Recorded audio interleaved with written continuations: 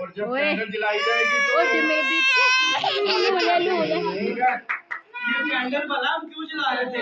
क्योंकि हैकर ने मना पड़ा था जिसमें 7 कैंडल जो है वो 7 अच्छा मेरी बाजी, मैं 1 मिनट मुझे काम कर लेने दो, फिर आपसे कटिंग कराए। तो इस विजन से जो है ये पहले इतवार की पहली कैंडल जो है वो हम यीशु के नाम की जलाएंगे।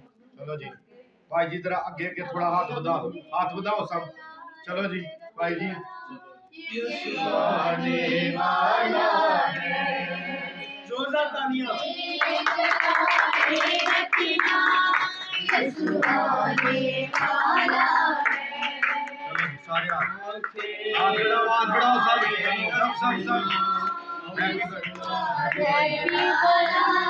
Happy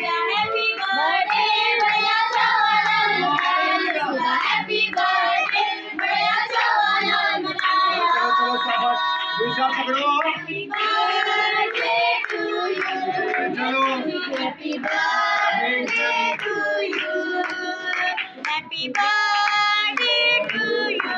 Yes, happy birthday.